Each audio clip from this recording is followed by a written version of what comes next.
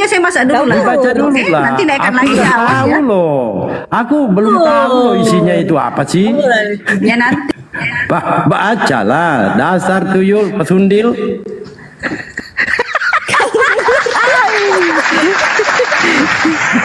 Al-Quran menjelaskan kepada kita para sahabat-sahabat sekalian, innal ladina amanu yuqatiluna fi sabilillah.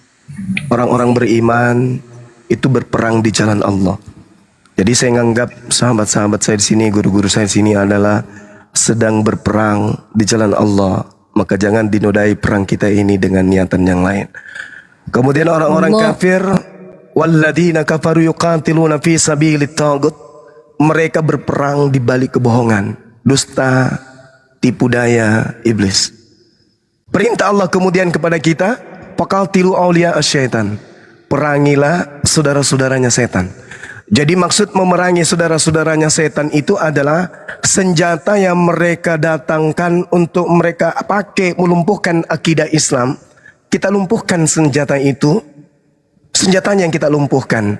Habis itu setelah senjatanya lumpuh, tentu lawan kita itu lunglai. Pada saat senjatanya sudah tidak berdaya lagi untuk membackup keselamatannya, lunglai dia, maka Allah Subhanahu wa taala memerintahkan kepada kita untuk memberikan perlindungan kepada mereka supaya mereka bisa mendengarkan asma Allah. Allahu Akbar. Iya.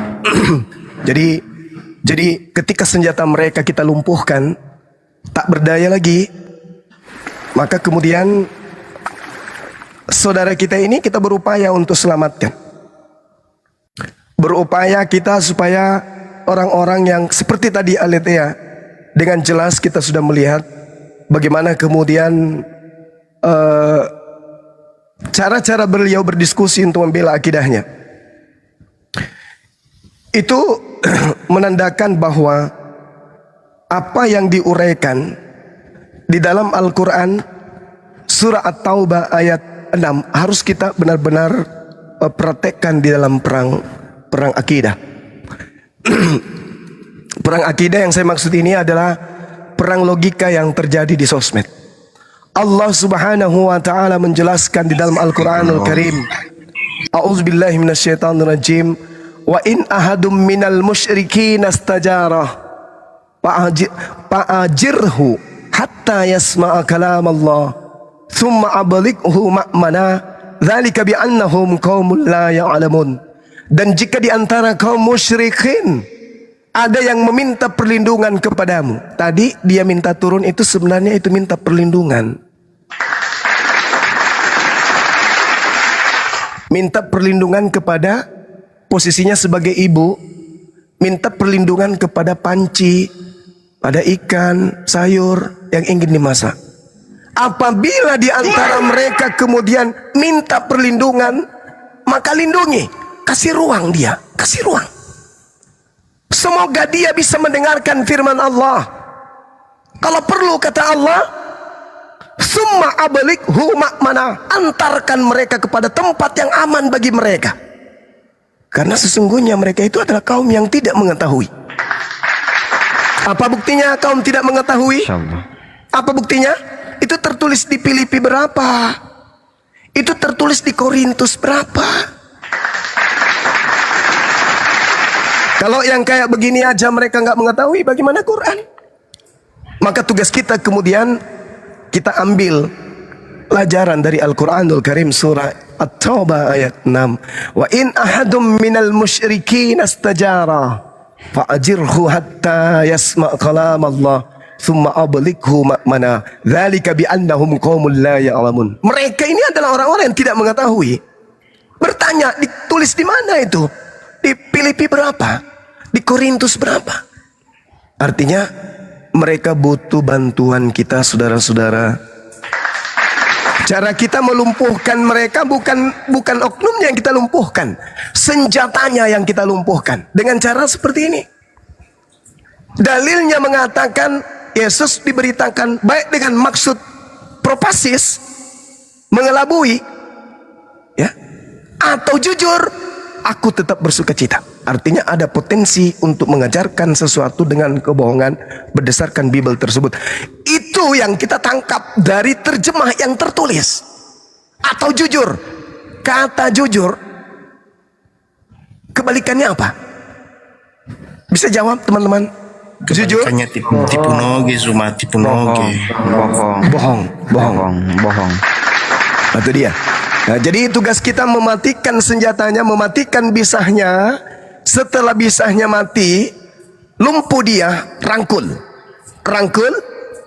Semoga dia bisa mendengarkan asma Allah. Wa in ahadum minal musyrikin astajara. Maka perintah Allah itu. Jelas itu sahabat-sahabat. Ya, saya kira metode ini yang akan kita pakai ke depannya. Bagaimana kita melumpuhkan senjata mereka. Karena Allah mengatakan, inna qaida syaitan kana da'ifa. Sesungguhnya senjata setan itu lemah. Jadi senjatanya kita matikan, kita selamatkan saudara-saudara kita dari apa yang mereka percaya Islam ini, sedangkan mereka sendiri tidak mengetahui. Saya kira begitu teman-teman. Makasih. Barakallah Gurunda, syukron Gurunda, Masya Allah. Saya sambut dulu Akhi Al-Kiram, Akhi Alfi. Assalamualaikum warahmatullahi wabarakatuh. Waalaikumsalam warahmatullahi Waalaikumsalam warahmatullahi wabarakatuh. Assalamualaikum guru-guru semua. Waalaikumsalam warahmatullahi wabarakatuh. Ya, buat teman-teman ikhwan billah yang ada di bawah, kita doakan sekali lagi ya untuk guru dan kita, mudah-mudahan beliau tetap sehat dan terjaga. Amin. Dari segala macam bara bahaya. Amin. Allahumma mudah-mudahan dalam lindungan Allah, Amin. dalam menegakkan kalimat Jaga Allah. apanya Bang? Allah. Terjaga makannya 4 sehat 5 Seperti sempurna ya moto Bang. kita ish kariman au mut syahidan ya. Nah ini Bang Rafael silakan ya.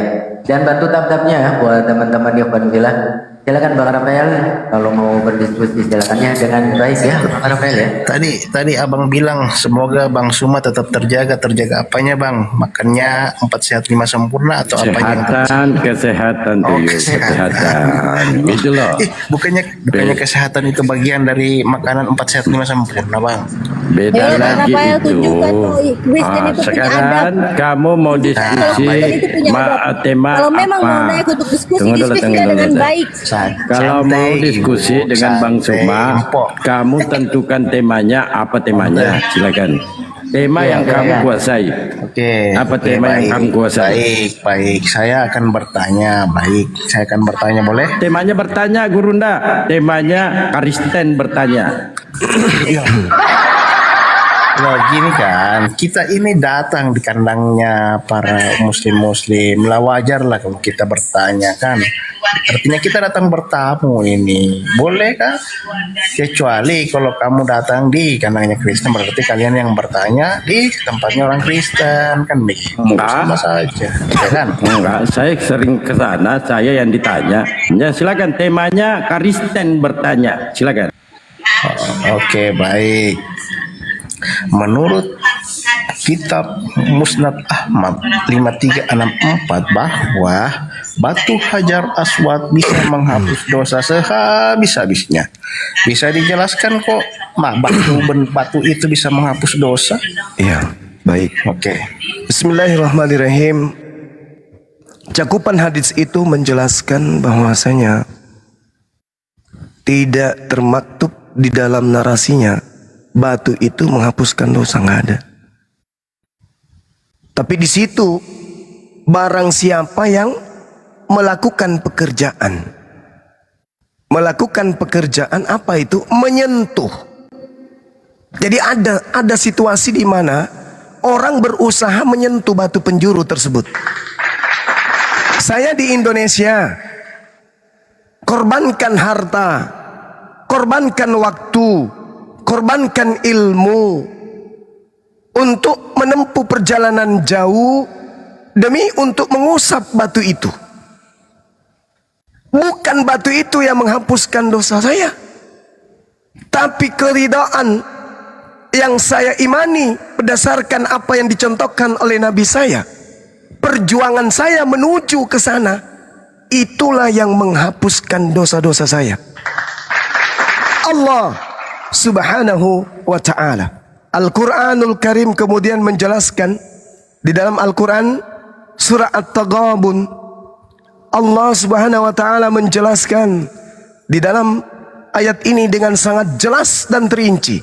Yauma yajma'ukum liyaumil jam'i dzalika yaumut taghabun wa may yu'min billah wa ya'mal salihah wa ya'mal salihah wa ya'mal salihah, dan berbuat saleh. Apa berbuat saleh? Berbuat kebajikan. Apa berbuat kebajikan? Berbuat ketundukan jasad dan hati menuju apa yang dicontohkan oleh baginda Rasulullah Muhammad sallallahu alaihi wasallam. Yang dicontohkan Nabi Muhammad itu Menyentuh batu Hajar Aswad itu adalah contoh yang diberikan oleh Nabi Muhammad, sehingga sahabatnya berkata, andai saja aku tidak melihat engkau wahai nabiku menyentuhnya, batu yang tidak memberikan manfaat ini tidak akan aku sentuh. Itu bukan menyentuh bang, semua itu mencium. Umar bin Khattab tidak melihat si Muhammad mencium batu itu, dia tidak akan percaya. Jangan pakai si. Sopan dikit kau manggil Nabi aku. Gurunda Suma, bukan si Suma ya, Gurunda Suma. Itu. Jadi gitu saudara ya. Jadi pada pokok yang harus saya sampaikan kepada saudara adalah bukan batunya yang menghapuskan dosa. Tidak ada dalilnya. Coba Anda baca pelan-pelan. Enggak apa-apa baca terjemahan, enggak apa-apa. Baca terjemahan pelan. Ahmad 5364. Silakan Anda baca. Musnad Ahmad, silakan Anda baca. Pelan-pelan tapi bacanya, pelan-pelan. Sampai saraf-saraf otak Anda itu bisa nangkap kata demi kata dalam terjemahan hadis itu. Silakan. Kami ingin mendengarkan, silakan. Anda bacakan kepada kami, silakan. Musnad Ahmad, barang siapa mencium batu Hajar Aswad, niscaya dosanya akan dihapus sehabis-habisnya. Percayalah, percayalah. Nah, sekarang tunjukkan kepada saya dalilnya Hajar Aswad menghapus dosa. Boleh? Musnad Ahmad 5364. Gitu, Bang. Coba Anda bacakan. Barang siapa mencium Barang siapa mencium. Tidak dikatakan bahwa Hajar Aswad itu menghapus dosa. Mencium, barang siapa mencium batu itu menghapus mencium. dosa, Bang. Yes, dalil yang saya minta, di mana dalilnya batu itu yang menghapus dosa? Iya, guna dari mencium batu menghapus dosa. Makanya banyak yang sampai sekarang berusaha Yang saya untuk tanya, mencium batunya batu yang itu menghapus loh. dosa dalilnya di mana? Padahal batu itu sudah pernah ada di India. Saya ulang lagi pertanyaan saya ya. Dalil batunya yang menghapus dosa itu di mana? Di dalam kitab Musnad Ahmad. Nggak ada tertulis batu menghapus dosa di situ, nggak ada. Musnad Ahmad 5364. Di situ dijelaskan mencium batu sama dengan menghapus dosa sehabis-habisnya. Percaya. Iya, yang saya tanya, batu menghapus dosa di mana dalilnya? Itu dalilnya, Bang Suma, sudah dibacakan. Hah? Lah, gimana sih masa tidak mengimani kitab sendiri? Astagfirullahaladzim. Yang saya tanya, dalilnya batu menghapus dosa itu di mana?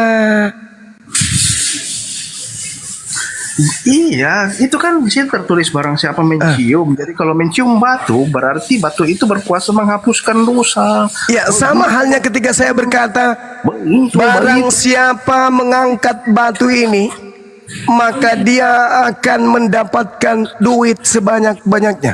Pertanyaan saya, Beda analogi. pertanyaan saya, yang mendatangkan duit itu batunya atau pekerjaannya? Beda analogi, Bang Suma. Astagfirullahaladzim, ya Allah ya Karim. Itu menunjukkan bahwa benda mati yang menghapuskan dosa. Jadi kalau misalkan Bang Suma Nggak nyampe, saudara. Otak nggak nyampe. Lanjut Gurunda. Allahu Akbar, Masya Allah. Batunya yang menghapus, bukan bagaimana abang mengangkatnya, tapi batunya yang menghapus, Bang. Di mana tertulis batunya menghapus? Sedangkan diterangkan di sana, inna mashar ruknil yamani waruknil aswadi yahutul hataya hatta. Mencium rukun yamani dan rukun aswad akan menghapus dosa sehabis-habisnya. Mencium. Oh. Jadi kalau Mencium. kamu mencium, berarti batu akan menghapusnya. Di mana tertulis batunya yang menghapuskan dosa? Batunya. Di mana di situ? Bang, itu sebab kamu mencium itu sebab akibatnya. Baca dulu Bang. baik-baik Dosa. tuyul. Dalilnya sudah sangat jelas loh. Aduh, dasar kau tuyul catatan tenggiri ya. Terus yang mau menghapus siapa? Menciumnya? Kan tidak mungkin. Loh, ini perintah, ini perbuatan. Ini perbuatan.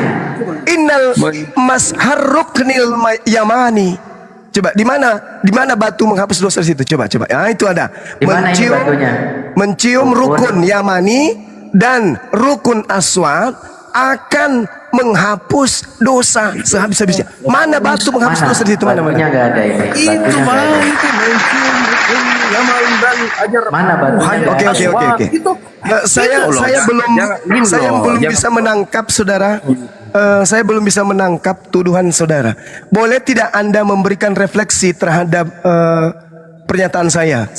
Tetapi seorang daripada serafim terbang mendapati aku, di tangannya ada batu bara yang diambilnya dengan sepit dari atas mesbah.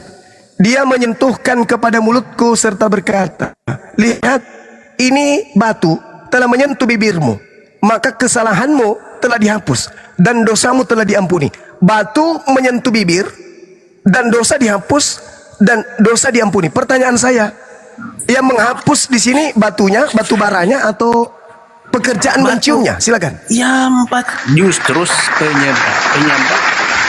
penyebab batu menghapus dosa karena kamu mencium. Oh, berarti- Cuma ini tentang berarti- hubungan sebab akibat. Jadi Oke. iya, Oke. karena kamu mencium batu menghapusnya. Berarti Bang gini. Suma mencium maka batu menghapus. Ah, itu muncul tuh itu. Yesaya 6 boleh Anda baca. Saudara, Yesaya 6.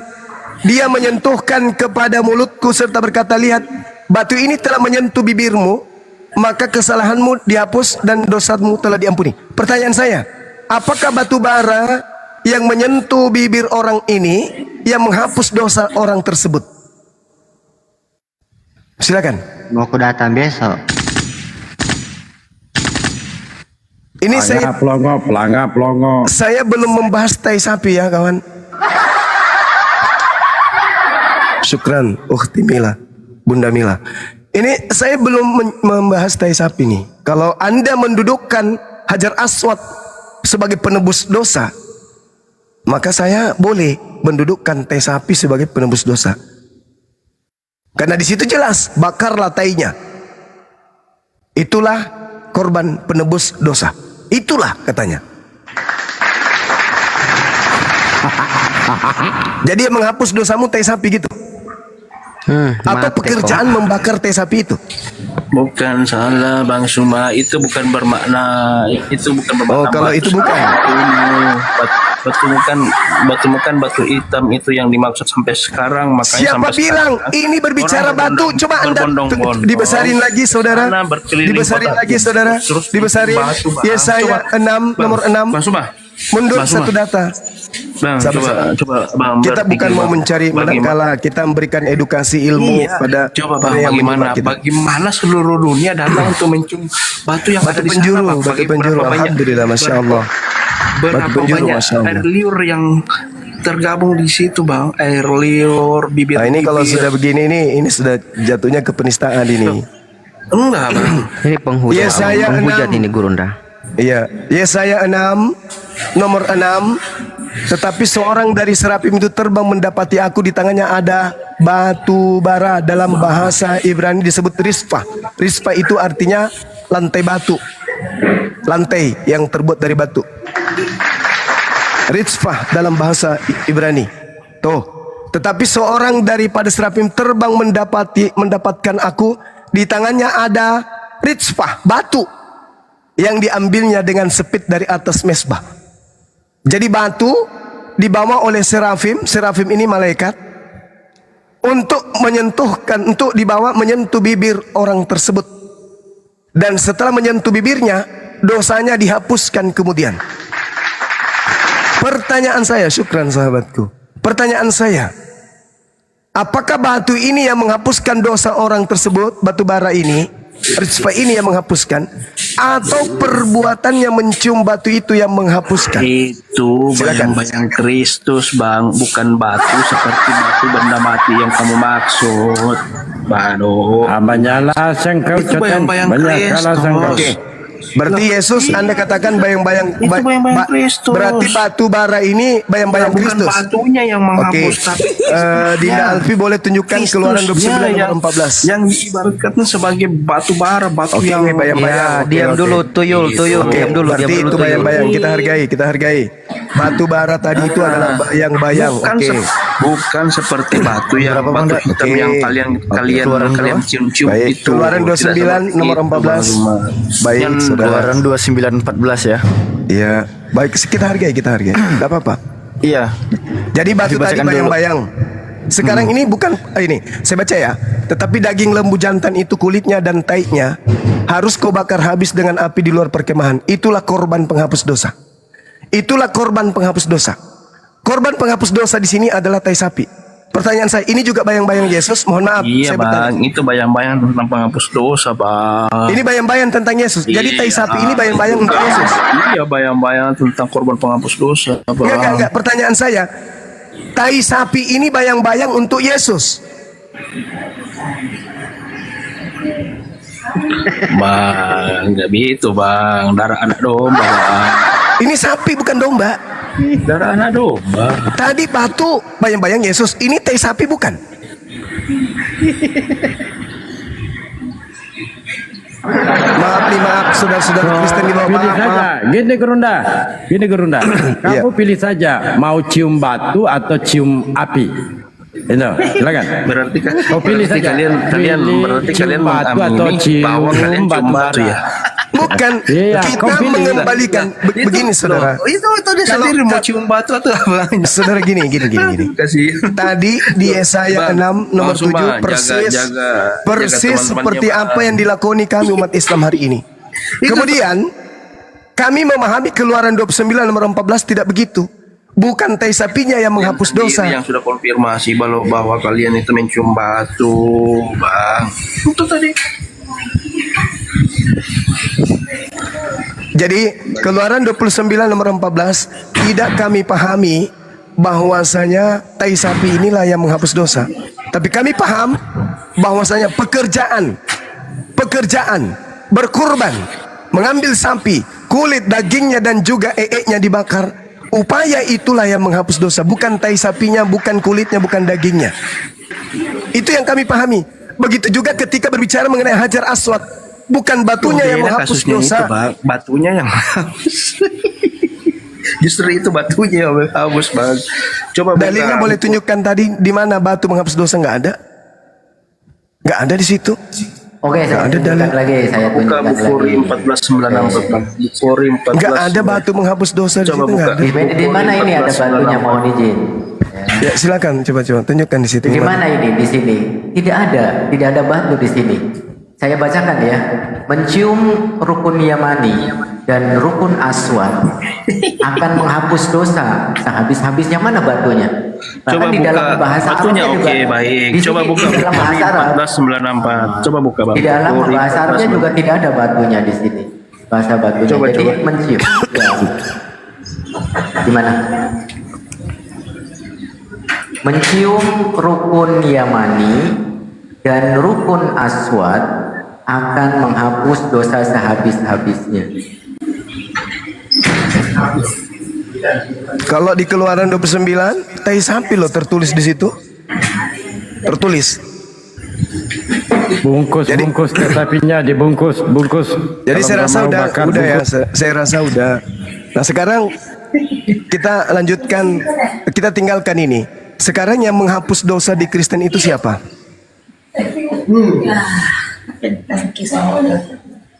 Saudara, Paulus. yang menghapus dosa di Kristen itu siapa, Bang? Yang nebus dosa Kristen siapa? Saya serius nanya loh. Kalau kami kan jelas puasa, sholat sunat, buang duri di jalan, beri salam, senyum kepada orang, itu semua penggugur dosa kan ya. Nah, saya boleh bertanyakan kepada saudara, kalau di Kristen yang menebus atau menghapus dosa Kristen itu siapa, Bang? Bom paman. Allah di dalam Yesus Kristus. Dengan cara apa, Bang? Kalau kami kan mencium tadi. Oh, kalau kamu percaya mengiman Kristus. Enggak, saya bertanya kepada kamu akan saudara, tebus. bagaimana cara di Kristen itu dosa dihapuskan? Ya, kamu harus percaya. Dengan cara kamu percaya di sini artinya mengimani Ya, sungguh-sungguh ya, bahwa oke. Yesus itu Bahwa- Tuhan dan Allah. Maka Di dia mana akan itu menjadi juru tertulis, Bang? selamatmu, begitu. Di mana percaya Yesus Tuhan dan Allah, maka dosa akan dihapuskan. Itu tertulis di mana, saudara? Kami butuh dalil. Karena jarak Anda Di kitab dengan Yesus Primbon. itu 2000 tahun lebih. Kami nggak mau percaya begitu aja. Tolong kasih dalil di mana dikatakan siapa yang percaya Yesus itu adalah Allah, Yesus adalah Tuhan, maka dia akan diselamatkan. Itu tertulis di mana, kawan? Serius nanya ini, serius nanya. Umat Islam penasaran. Silakan.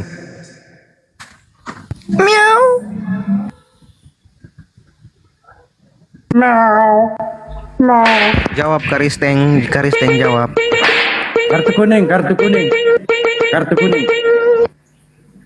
Narasumber Kristen, kartu kuning. Tidak bisa menjawab.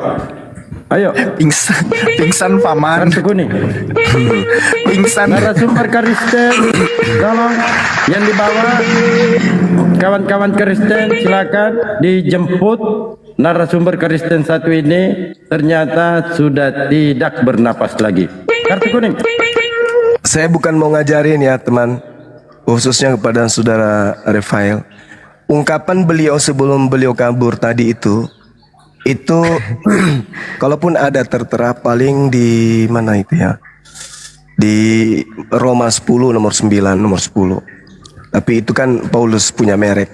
Sedangkan cara menghapus dosa yang Yesus ajarkan itu pertama Kisah 3:19, Kisah 17 nomor 30, Kisah 8:22. Kemudian ada juga di dalam 2 Timotius 2, ada juga Wahyu 2, ada juga Lukas 5, Matius 3,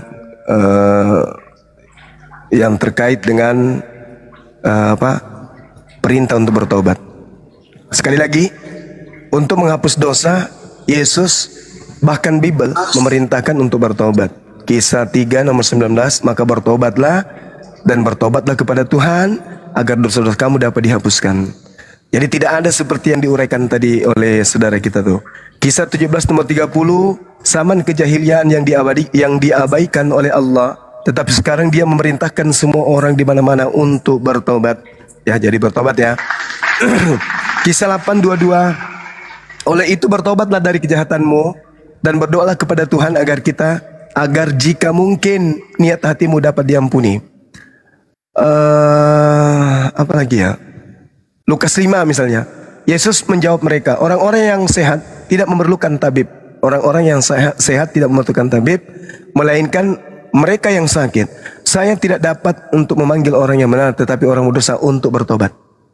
Bertobat. Jadi Yesus itu memerintahkan bertobat, bukan meneladani mati menebus dosa. Itu doktrin yang muncul belakangan. Jadi perintah yang muncul. Iya, silakan. Ya, lanjut Guru, udah lanjut.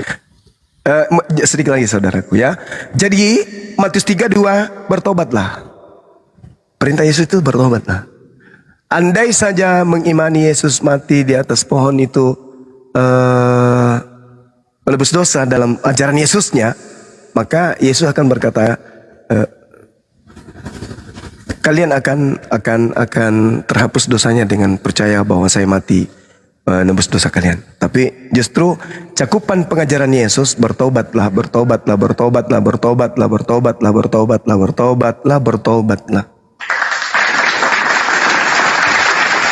Insya Allah. Sedangkan ajaran muncul nebus dosa itu belakangan datangnya. Silakan. Silakan. Makasih. Mohon izin Guru dan Guru yang lain. Selamat siang Bang Cikado. Ini dari Muslim atau dari Kristen?